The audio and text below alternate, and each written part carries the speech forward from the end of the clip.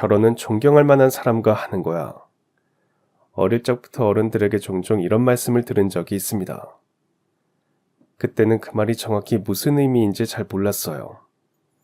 그저 착하고 성실한 사람, 책임감 있는 사람과 결혼하라는 조언쯤으로 흘려들었죠. 하지만 세월이 흐르고 사랑이라는 이름으로 누군가와 인연을 맺고 함께 살아가는 시간 속에서 그 말이 얼마나 깊은 뜻을 담고 있었는지를 알게 됐습니다. 그리고 저는 그 말을 떠올릴 때마다 늘 한 사람이 생각납니다. 바로 제가 평생을 함께하기로 마음먹은 사람, 제 남편이죠. 그는 특별한 배경이나 조건을 가진 사람은 아니었습니다. 부모님의 따뜻한 품이나 든든한 울타리 없이 어린 시절을 고아원에서 보내며 자란 사람이었어요. 하지만 그런 상황을 탓하지 않고 오히려 그 어려움을 스스로를 단련하는 발판으로 삼았고 늘 조용하지만 묵묵하게 자신의 길을 걸었습니다. 낮에는 장학금을 받기 위해 학업에 매진했고 밤에는 공장이나 주유소에서 손에 기름때 묻혀가며 일해서 생활비를 벌었습니다. 힘들 법도 한데 그는 단 한 번도 불평하거나 원망하는 법이 없었어요. 그의 삶은 마치 누가 봐도 절망일 수 있는 조건에서 꿋꿋이 피어난 한 송이 들꽃 같았습니다.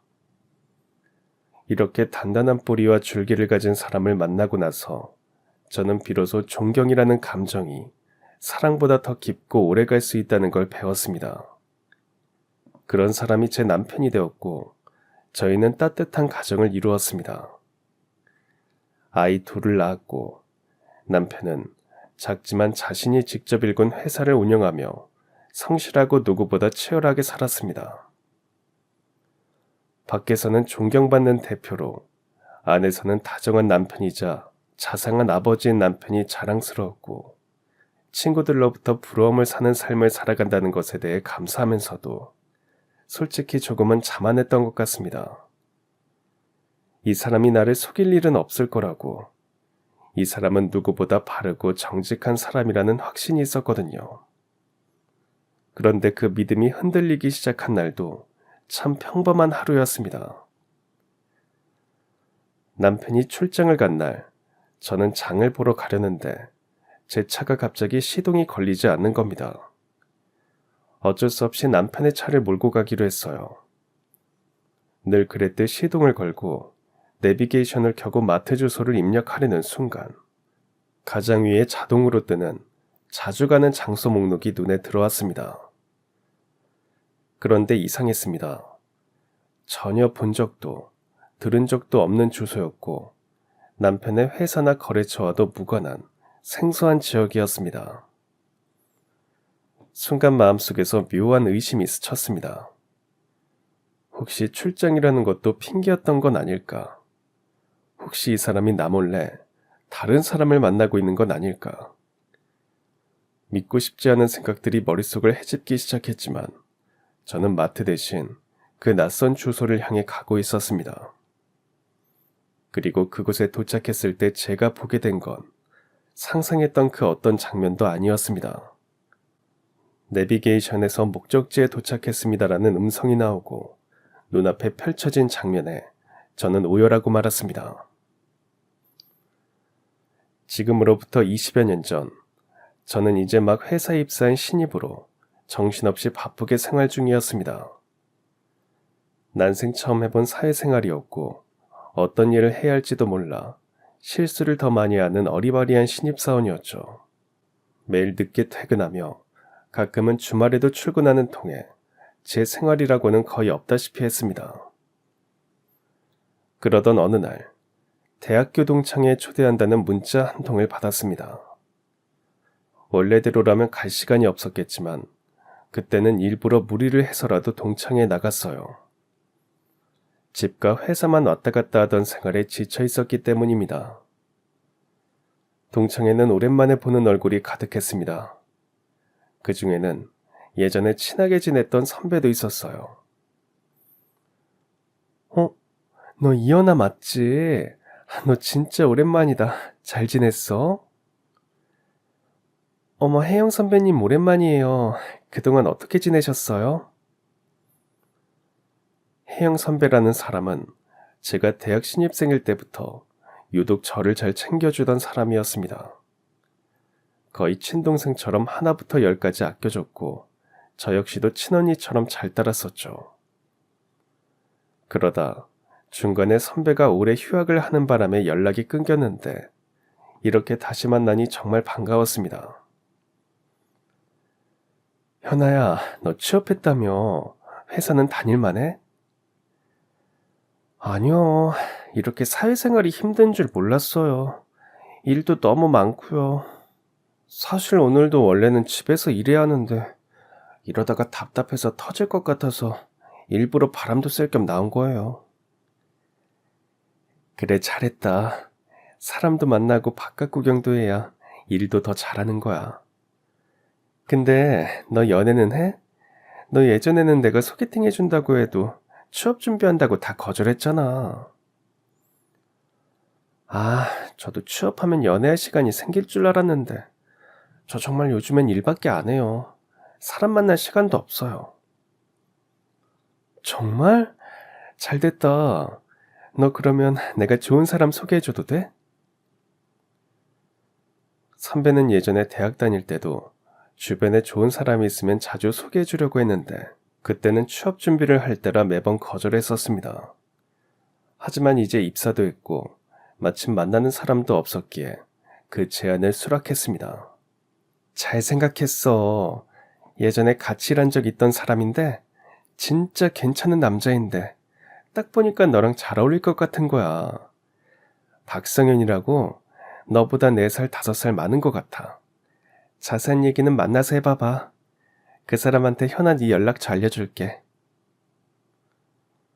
처음 그 사람을 만난 날은 제게 작은 사건이자 인생의 큰 전환점이기도 했습니다. 몇 번의 문자를 주고받으며 조심스레 대화를 나눈 끝에 저희는 직접 얼굴을 보는 자리를 만들기로 했습니다.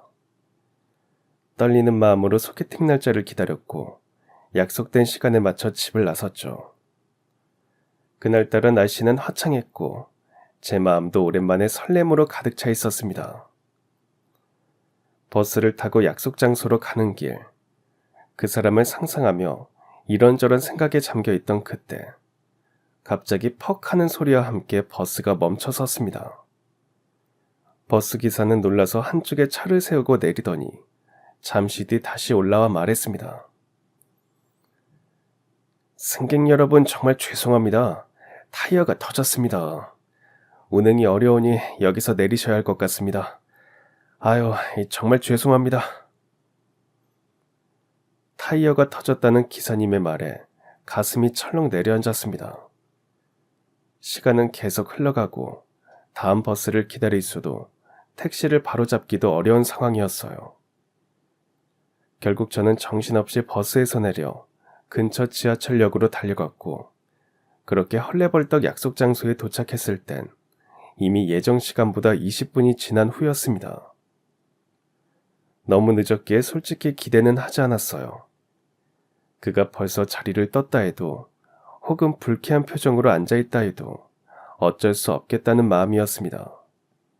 숨이 가쁜 상태로 카페 문을 열고 들어선 순간 제 눈에 들어온 건 창가 자리에서 책을 읽고 있는 한 남자의 모습이었습니다. 차분한 표정, 단정한 셔츠, 그리고 펼쳐진 책을 보자 저 사람이 오늘 만나기로 한 박성현이라는 남자라는 걸 알아볼 수 있었어요. 조심스럽게 다가가 말을 건넸습니다. 저기 박성현 씨 되시죠? 저 이연아예요.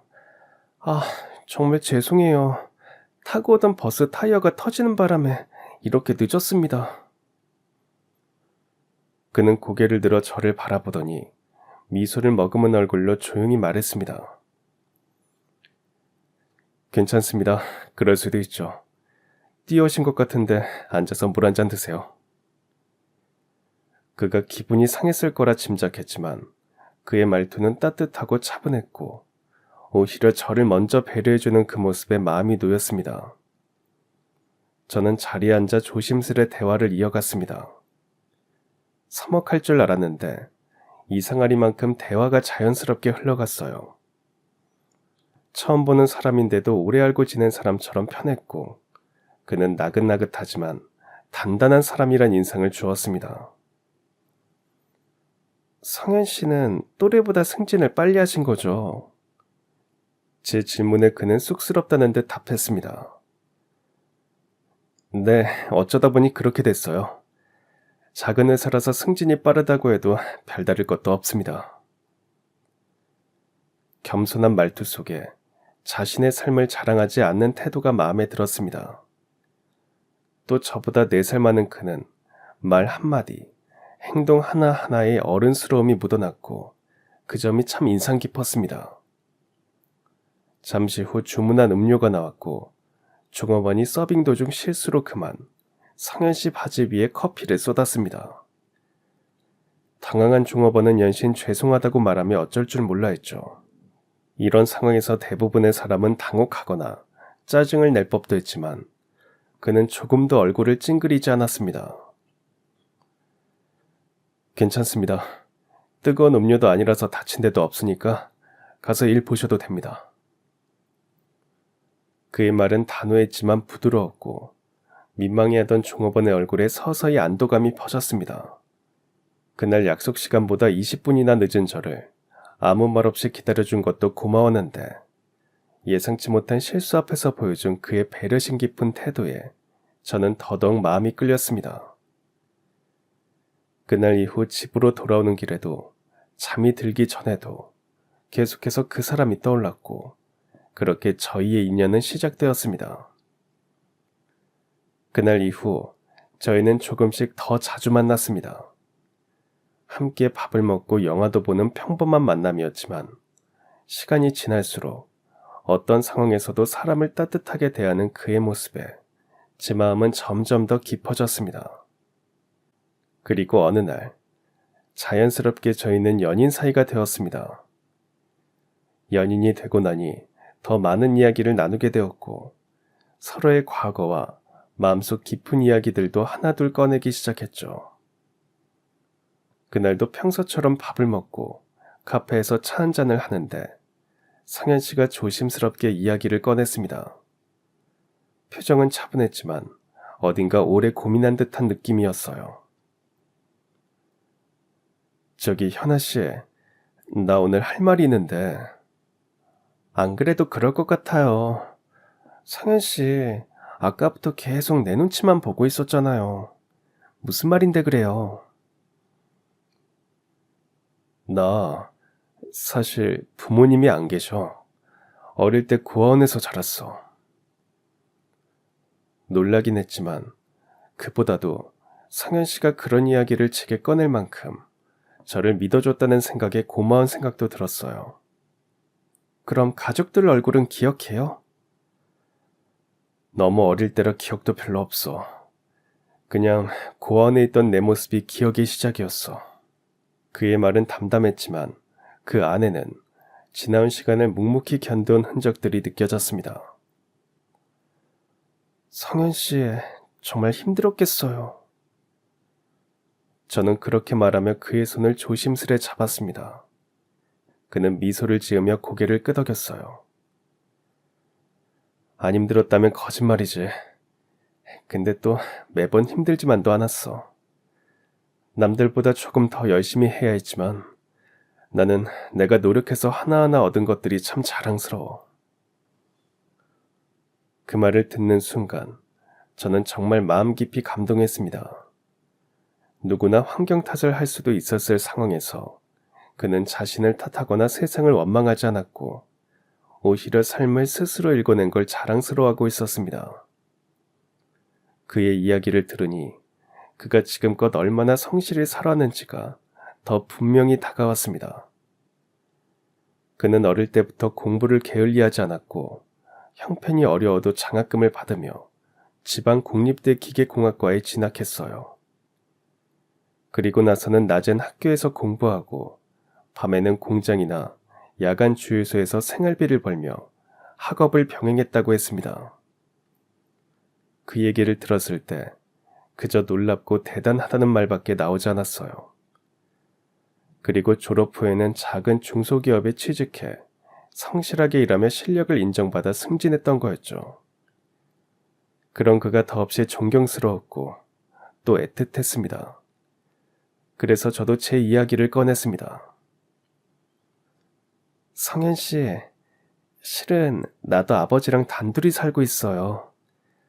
중학교 입학할 무렵 엄마가 세상을 떠나시고 나서 계속 아버지와만 함께 지냈어요.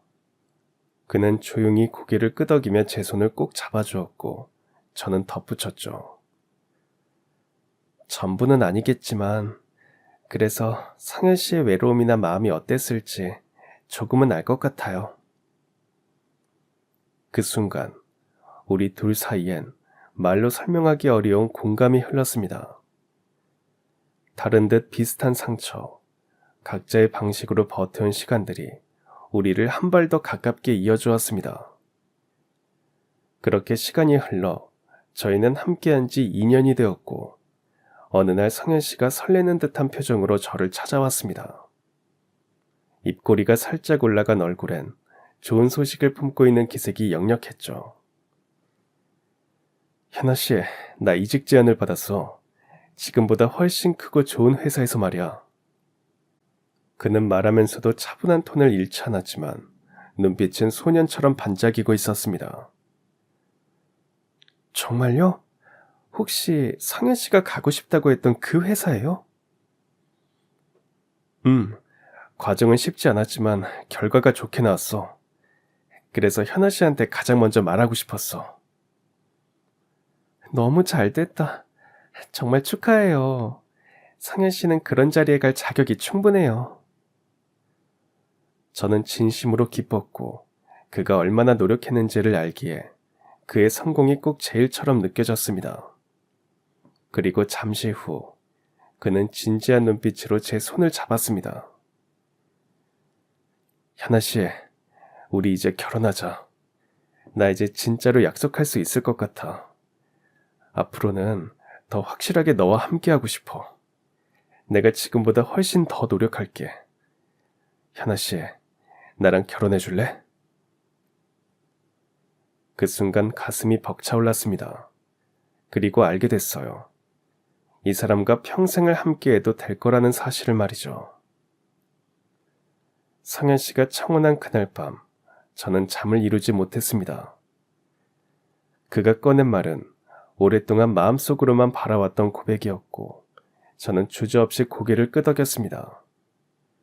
성현 씨와는 평생을 함께해도 괜찮겠다는 확신이 있었기에 망설일 이유가 없었습니다. 하지만 한편에는 여전히 긴장되고 걱정되는 일이 남아 있었습니다.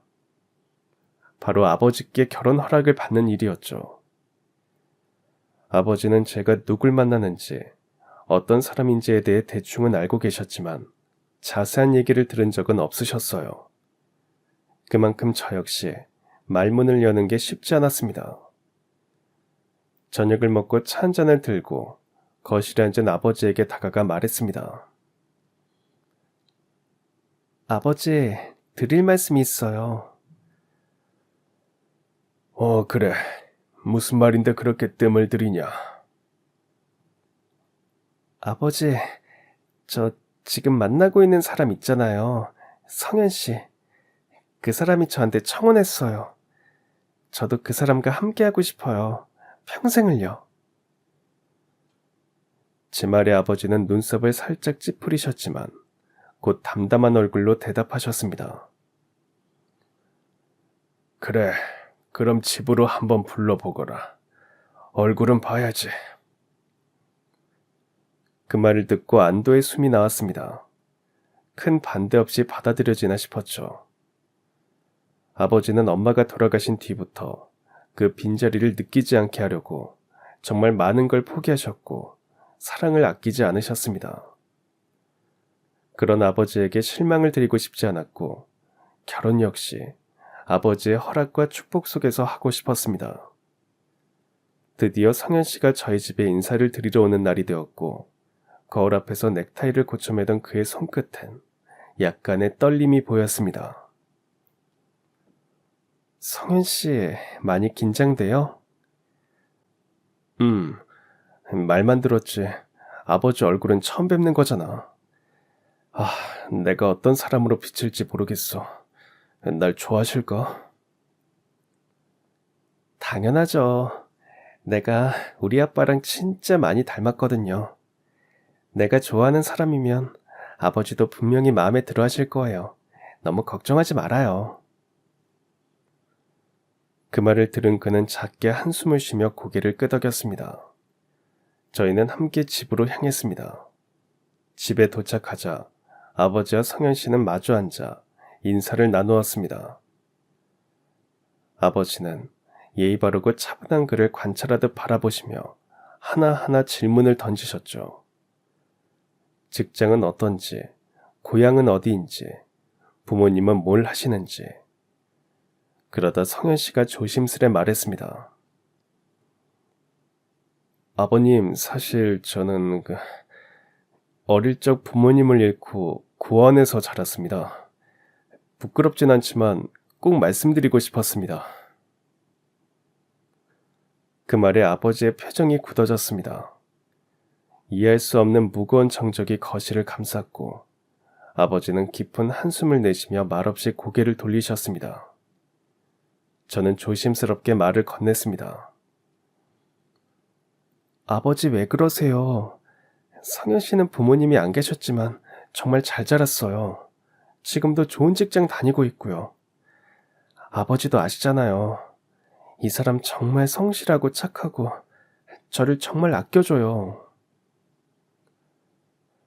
하지만 아버지는 한숨을 길게 내쉰 뒤 천천히 자리에서 일어나 안방 쪽으로 걸어가며 한마디 하셨습니다.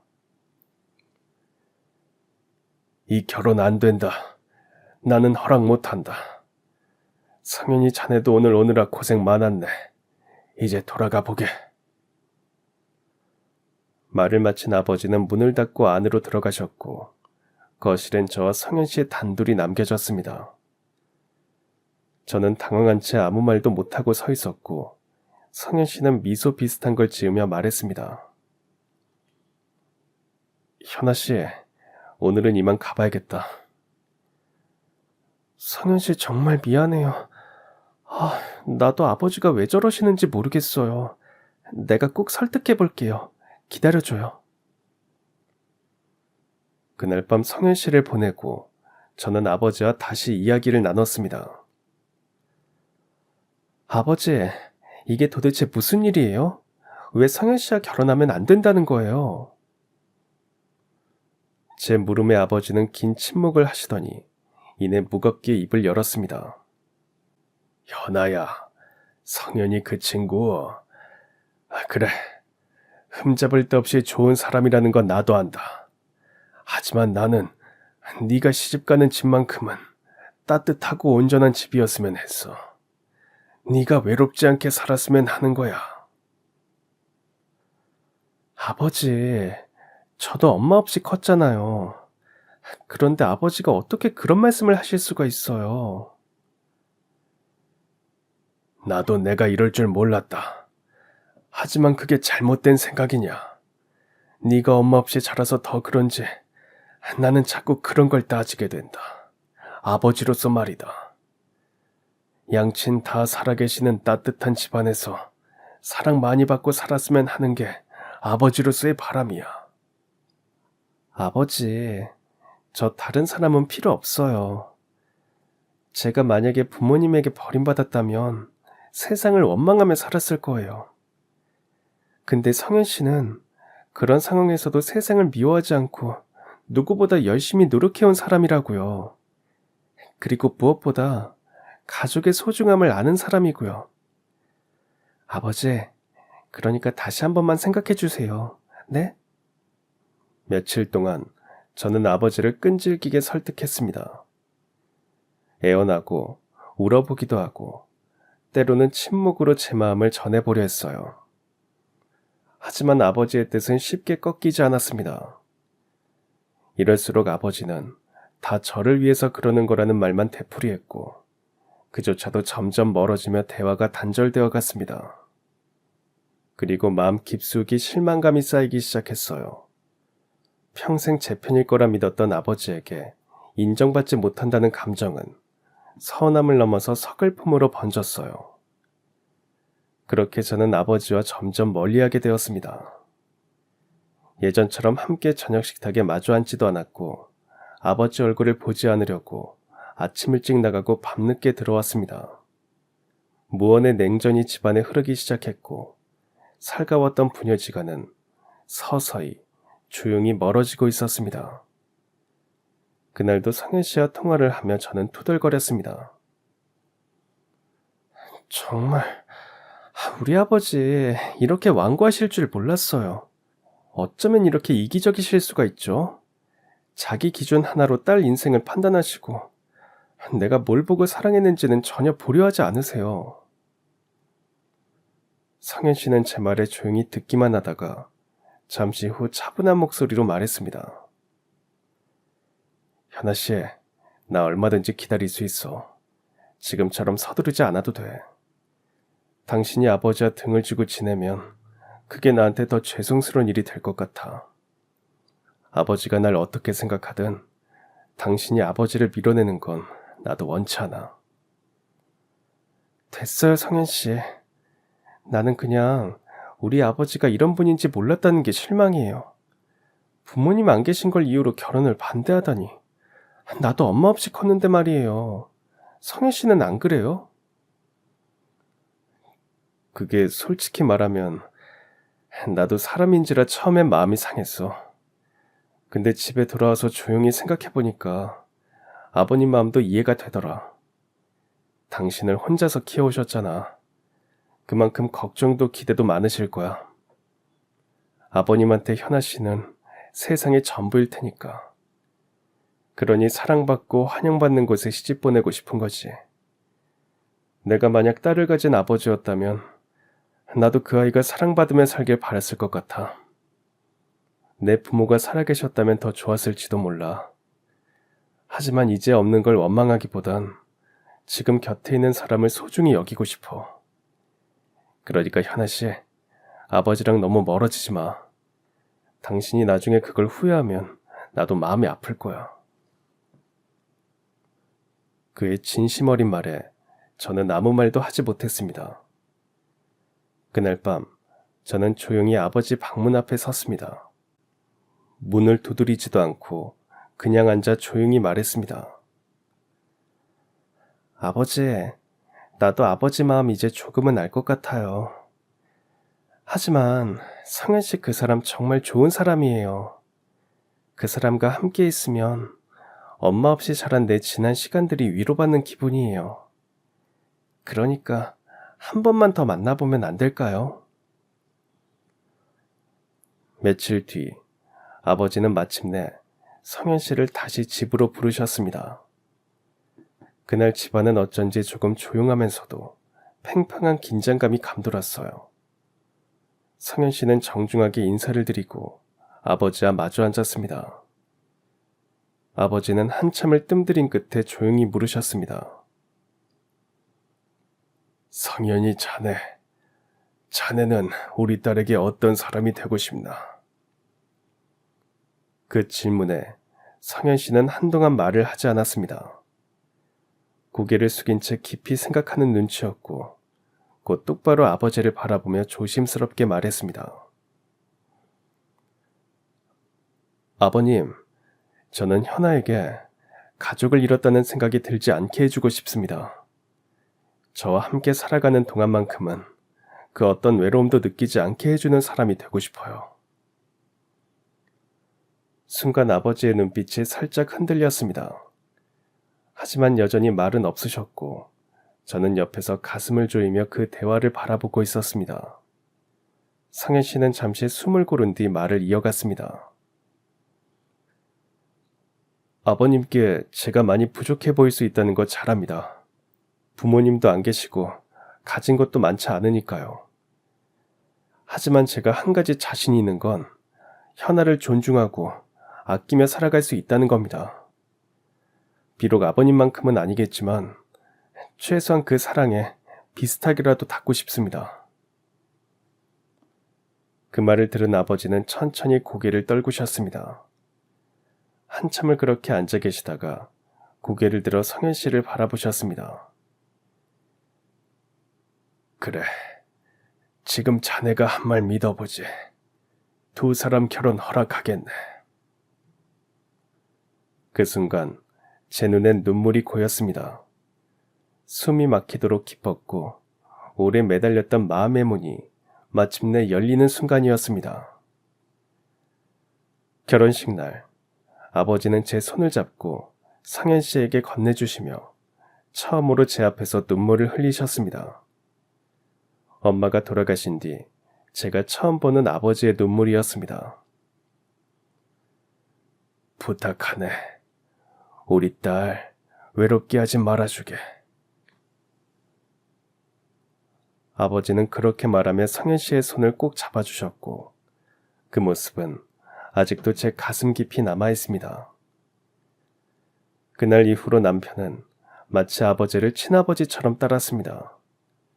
명절이면 제일 먼저 아버지께 인사드렸고 김이 모락모락 나는 음식을 앞에 두고 세 사람 모두 웃음 지는 날들이 많아졌죠. 그리고 저는 그가 했던 말대로 가족을 잃었다는 느낌 없이 따뜻하고 평범한 하루하루를 살아갈 수 있었습니다. 결혼 후에도 남편은 변함없이 성실한 사람이었습니다. 매일 아침이면 누구보다 먼저 눈을 뜨고 정장을 단전히 갖춰 입은 채 출근 준비를 했죠. 그런 그의 뒷모습을 볼 때마다 저는 마음 깊이 안심이 되곤 했습니다. 그런데 남편은 회사에서 돌아온 뒤에도 쉬지 않았습니다. 저녁을 먹고 아이들과 잠깐 시간을 보내고 나면 늦은 밤까지 서재에서 무언가에 몰두하곤 했어요. 처음엔 무슨 일인지 궁금해서 조심스럽게 다가갔죠. 당신 요즘 매일 밤마다 무슨 공부를 그렇게 해요? 회사에서도 피곤할 텐데 집에 와서까지 쉬질 않잖아요. 내가 지금 하는 일 관련해서 기술적인 아이디어가 하나 있는데 특허를 한번 내보려고 공부 좀 하고 있어. 특허요? 그거 혼자서도 할 수 있는 거예요? 그런 거 전문가들만 내는 줄 알았는데. 나 혼자서도 충분히 가능해. 어차피 오랫동안 생각해오던 거라 이제는 정리를 좀 해보려고. 당신도 한번 볼래? 남편이 내민 설계도와 도면, 기술 설명서를 보긴 했지만 솔직히 저는 아무것도 이해할 수 없었습니다. 내가 보면 뭘 알아요. 그냥 너무 늦게까지는 하지 말아요. 내일 또 출근해야 하잖아요. 건강 해치면 안 돼요. 알겠어. 당신 걱정 안 하게 딱 자정까지만 할게. 그의 다정한 말투에 저는 더는 뭐라 할 수 없었어요.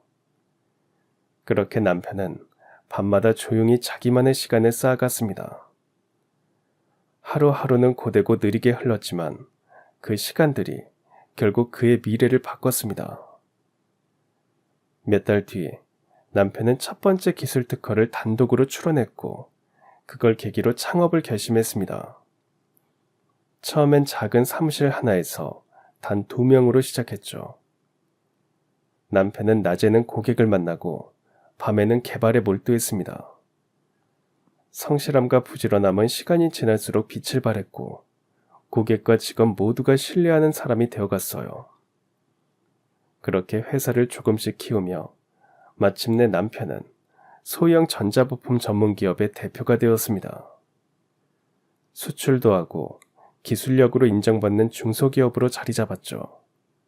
그 사이 저희 부부는 아들과 딸, 두 아이를 함께 조금은 정신없고 소란스럽지만 무엇과도 바꿀 수 없는 소중한 가정을 꾸렸습니다. 남편은 바쁘면서도 언제나 가족을 먼저 챙겼고 주말이면 꼭 아이들과 공원에 가거나 제가 좋아하는 된장찌개를 끓여주기도 했습니다. 저는 전업주부로 집을 돌보며 아이들을 키우고 남편의 뒷바라지를 했고요. 어느 날 문득 거실 소파에 아이들과 남편이 나란히 앉아 웃고 있는 모습을 보면서 모자란 것 없이 행복한 나날을 보내고 있었습니다. 그러던 어느 날이었습니다. 남편은 회사를 운영하면서 몇 달에 한 번꼴로 출장을 다녀오곤 했는데 그 즈음엔 유독 출장이 잦아졌어요. 문득 그의 피곤한 얼굴이 눈에 밟혔습니다. 여보, 오늘도 출장 가는 거죠? 요즘 너무 무리하는 거 아니에요? 얼굴이 반쪽이 됐어요. 이참에 한약이라도 한 재 지읍시다. 남편은 피곤한 얼굴로도 웃으며 고개를 저었습니다. 괜찮아. 나보다 당신이 더 힘들지. 아이들 챙기고 집안 살림까지 다 하느라 고생하는 건 당신인데. 한약 지을 거면 당신 것도 꼭 같이 해. 알았어요. 이번 출장은 얼마나 걸려요? 이틀이면 돼. 금방 다녀올게. 그래요. 잘 다녀와요. 밥 거르지 말고 너무 늦게 자지 말고요. 남편을 배웅한 뒤 저는 평소처럼 아침을 정리하고 집 청소와 빨래를 끝낸 후 식재료를 사러 마트에 가려 주차장으로 내려갔습니다. 차를 타려는데 문득 며칠 전부터 제 차에 경고등이 들어왔던 게 떠올랐어요. 그래서 혹시 몰라 남편이 두고 간 차를 타기로 했습니다. 운전석에 앉아 시동을 걸고 마트 주소를 입력하려고 내비게이션을 켰습니다. 그런데 그 순간 가장 윗줄에 자동 추천으로 떠오른 자주 가는 장소 목록에 익숙하지 않은 주소 하나가 눈에 띄었습니다. 회사 주소도 아니었고 친정과 관련된 장소도 아니었어요. 완전히 생소한, 처음 보는 동네였습니다. 처음엔 대수롭지 않게 넘기려 했지만 문득 며칠 전 친구와의 대화가 머릿속을 스쳤습니다. 우리 옆집 아저씨가 바람이 났대. 그렇게 가정적인 척하면서 알고 보니 다른 여자 만나는 중이었대. 어? 정말? 근데 그걸 어떻게 알았대? 아내가 급하게 병원에 갈 일이 있어서 남편 차를 탔는데 내비에 이상한 주소가 저장돼 있었대. 느낌이 이상해서 가봤더니 거기서 남편이 바람난 여자랑 같이 나오는 걸 목격한 거지. 그 이야기를 들으며 우리 집에서는 절대 일어날 일이 아니라며 웃어넘겼던 기억이 떠올랐습니다. 하지만 막상 그 비슷한 상황에 놓이니 마음 한켠에서 설명할 수 없는 불안감이 피어올랐습니다. 설마 아닐 거야. 그럴 사람이 아니야. 그렇게 생각했지만 마음과 달리 제 몸은 내비에 찍힌 주소를 향해 차를 몰고 있었습니다. 차는 점점 낯선 동네로 향했고 운전하는 내내 심장이 두근거렸습니다. 만약 정말 다른 여자가 있는 거라면 그 현장을 목격하면 난 어떤 얼굴을 해야 하지? 지금껏 나와 아이들에게 보여줬던 사랑은 다 거짓이었던 걸까? 수많은 생각들이 한꺼번에 밀려와 손끝까지 식은땀이 흘렀고 머릿속은 점점 복잡해졌습니다. 그렇게 1시간쯤 지났을까요? 내비게이션이 목적지 도착을 알렸습니다. 목적지에 도착했습니다. 상상했던 것과 달리 눈앞에 펼쳐진 것은 의외로 풍경이었습니다. 제가 도착한 곳은 다름 아닌 요양원이었습니다. 평소 저와는 전혀 관련 없었던 이름의 시설이었고 그 주소와 남편이 연결될 이유를 도무지 떠올릴 수 없었습니다. 차를 요양원 주차장 한쪽에 세우고 무언가에 이끌리듯 건물 안으로 들어갔습니다. 환한 형광등 불빛 아래 간호사들과 요양보호사들이 분주히 오가고 있었고 복도는 은은한 양냄새와 함께 정적이 흐르고 있었습니다. 그리고 저는 그 순간 말로 설명할 수 없는 광경을 마주했습니다. 복도 한쪽, 창가 쪽에 놓인 휠체어 하나, 그 휠체어 뒤에서 남편이 나이든 여인의 어깨를 조심스레 감싸 안고 있었습니다. 그 여인은 휠체어에 앉아 멍한 표정으로 남편의 손길에 아무런 반응도 하지 않았습니다. 고개를 떨군 채 그저 눈동자만 천천히 흔들릴 뿐이었죠. 저는 그 모습을 보고 한 발짝도 움직일 수 없었습니다. 충격이라기보다는 설명되지 않은 낯섦과 의문이 먼저 밀려왔어요. 그때 뒤에서 누군가 다가왔습니다. 하얀 유니폼을 입은 간호사였습니다. 저 두 사람 참 보기 좋지 않아요? 네? 혹시 저 남자분을 아시나요? 그럼요. 휠체어에 앉아있는 환자분 아드님이잖아요. 아들이요? 환자분이 기억을 잃어서 아드님이라는 걸 몰라보는데도 자주 오셔서 돌봐드리고 계세요. 요즘 저런 분 없는데 얼마나 지극정성인지 몰라요. 간호사의 말에 저는 멍하니 서 있을 수밖에 없었습니다. 남편은 분명 어릴 적 고아원에서 자랐고 자신에게 부모님에 대한 기억은 없다고 했었으니까요. 요양원에 오고 있는 것 자체보다 저에게 그 사실을 숨기고 있었다는 점이 더 혼란스러웠습니다. 그때 휠체어를 밀고 돌아서던 남편과 제 눈이 마주쳤습니다. 남편도 놀란 눈빛으로 저를 바라봤고 당황한 저는 말도 걸지 못한 채 그대로 돌아서 차에 올랐습니다.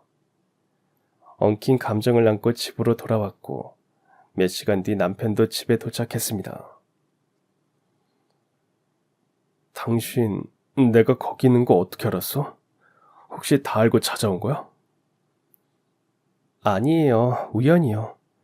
오늘 제 차가 고장나서 당신 차를 타게 됐는데 내비게이션에 찍혀있던 주소를 보고 가봤어요. 간호사가 그분이 당신 어머니라고 하던데 사실이에요? 기억도 없다고 하지 않았어요? 남편은 한숨을 내쉬며 조용히 고개를 끄덕였습니다. 말하려고 했는데 어떻게 꺼내야 할지 몰랐어. 맞아, 그분이 내 어머니야. 얼마 전 우연히 찾게 됐어. 그제서야 남편은 오랫동안 마음속에 묻어두었던 이야기를 꺼냈습니다.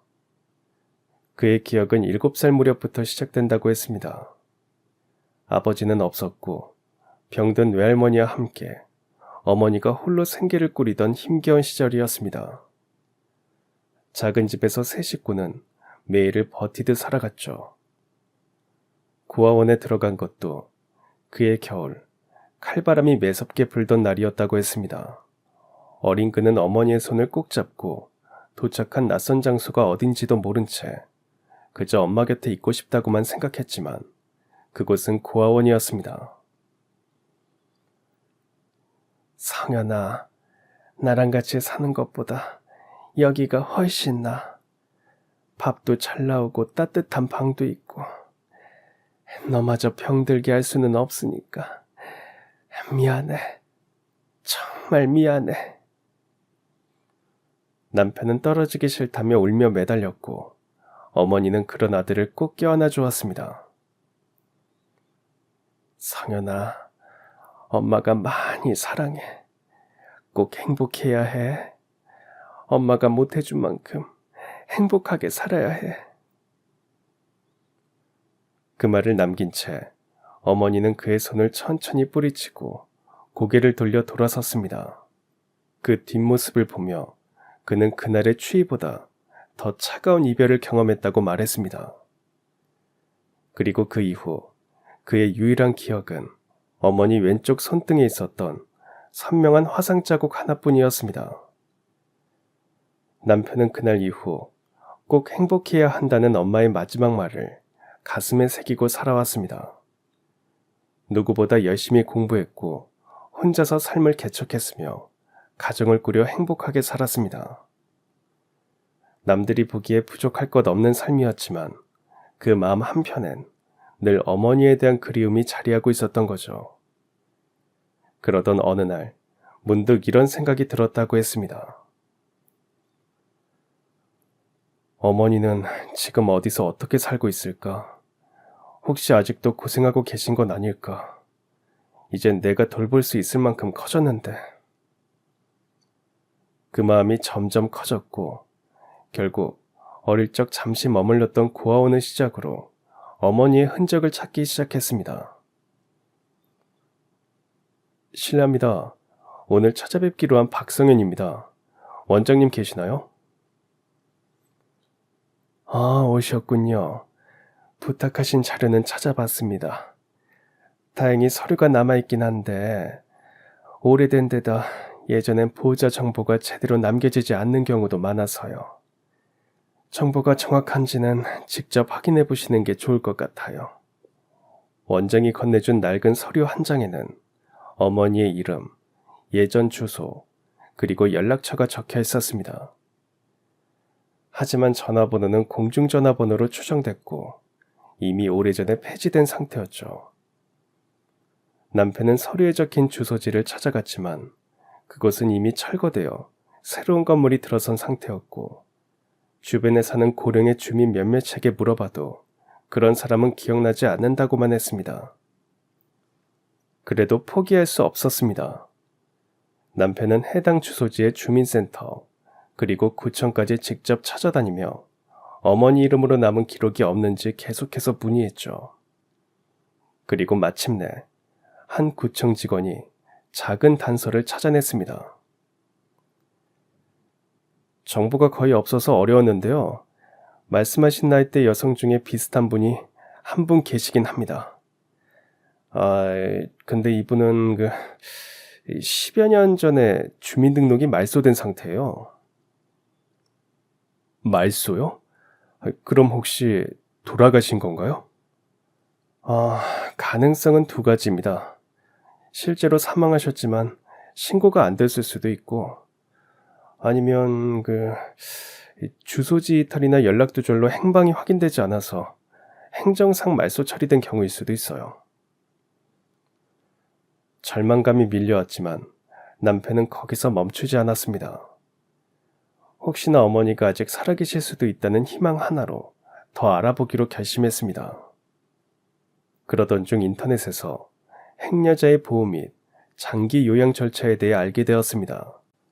거동이 어려운 노인이 길에서 발견되면 경찰이나 119가 병원으로 인계한 뒤 일정 기간 보호 후 돌볼 가족이 없다고 판단되면 국가 또는 지자체 요양시설로 입소되는 시스템이었습니다.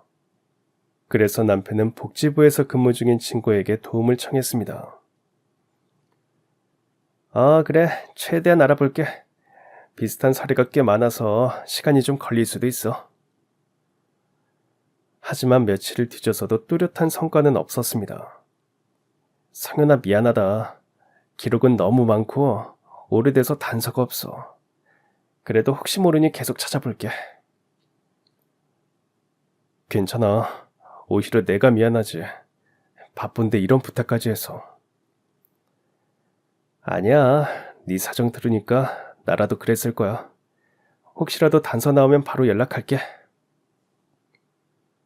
그렇게 몇 주가 흐르고 남편도 어머니가 이미 돌아가셨을지도 모른다고 체념하려던 그때였어요. 갑작스레 친구에게 전화가 왔습니다. 상현아, 너희 어머니 찾은 것 같아. 네가 말한 나이, 상황, 그리고 왼쪽 손등의 상처까지 모두 일치하는 분이 한 분 계셔. 지금 어떤 요양원에 계시거든? 주소 보내줄 테니까 직접 가서 확인해봐. 남편은 우여곡절 끝에 요양원에 계신 어머니를 찾게 되었고 그녀는 기억을 잃은 채 조용히 시간을 보내고 있었던 겁니다. 당신에게 말하지 않은 건 당신에게까지 부담 주기 싫었고 나 혼자 감당해야 할 몫이라고 생각했어. 근데 정말 당신 어머니 맞아요? 간호사 말로는 기억을 잃었다고 하던데. 내 어머니 맞아. 처음 찾아갔을 때 직원들이 그러더라. 뇌출혈로 쓰러지면서 정신을 잃은 상황에서도 어떤 남자 이름을 불렀는데 그게 내 이름이었대. 뇌출혈 후유증으로 치매에 걸리신 거고 확실하려고 유전자 검사도 이미 해봤어. 남편은 자신을 알아보지 못하는 어머니였지만 이렇게 다시 만나게 된 게 기적 같은 일이었죠. 그래서 바쁜 와중에도 시간을 만들어 요양원에 찾아가서 계속 시간을 보냈다고 합니다.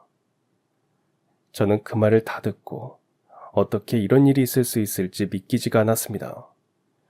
남편은 제게 미안한 듯 말했어요. 당신이 이렇게 알기 전에 말을 했어야 했는데 미안해. 당신, 그럼 그 사실을 언제 나한테 알리려고 했어요? 대체 왜 이런 중요한 사실을 말하지 않은 거예요? 이런 일이 없었다면 끝까지 숨기려고 했던 거예요? 아니, 대체 왜요? 당신은 나한테 어머니가 없는 줄로만 알고 결혼한 거잖아. 그런데 내 욕심에 갑자기 찾아낸 어머니 때문에 당신이 부담감을 느낄까봐 그랬어. 게다가 어머니 상태도 안 좋잖아. 아픈 몸으로 요양원에 있다는 것까지 알게 되면 당신한테 너무 미안하지. 그냥 나 혼자서 이렇게 어머니를 감당하려고 했어. 우리 결혼할 때 장인어른한테 내가 약속했잖아. 당신 아껴주고 행복하게 해주기로 말이야. 남편의 마음도 이해가 갔지만 갑자기 몰아닥친 사실에 저는 적응할 시간이 필요했습니다. 지금 내가 어떻게 해야 하는지 잘 모르겠어요. 생각 좀 정리를 해볼게요. 저는 갑작스럽게 알게 된 시어머니의 존재를 어떻게 받아들여야 할지 많은 생각을 했습니다. 남편은 언제나 가족을 최우선으로 여기는 사람이었고 우리 곁에서 늘 듬직하고 단단하게 버텨주는 존재였지만 그 얼굴에 가끔 스치듯 비치던 쓸쓸함의 이유가 이제야 이해됐습니다. 그건 어머니에 대한 그리움이었습니다. 말 한마디 없이 감추고 있었지만 그는 늘 마음 한구석에 외로움과 허전함을 안고 살아왔던 거죠. 그 외로움 속에서도 밝은 얼굴로 가정을 지켜낸 남편이 안쓰럽고 또 대견했습니다.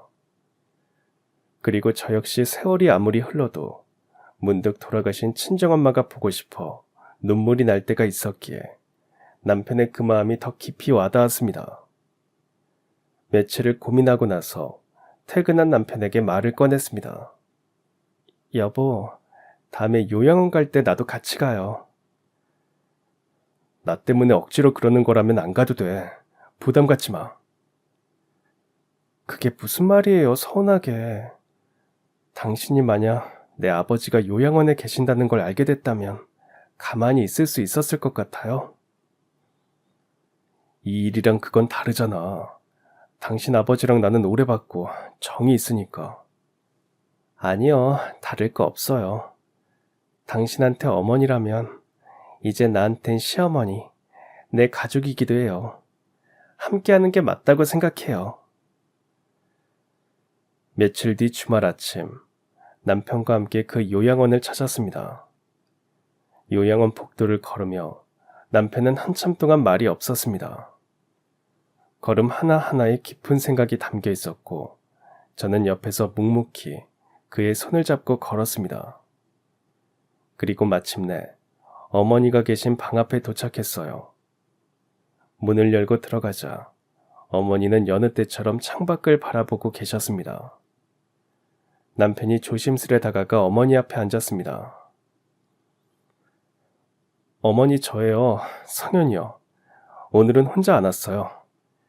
이 사람 어머니 며느리예요.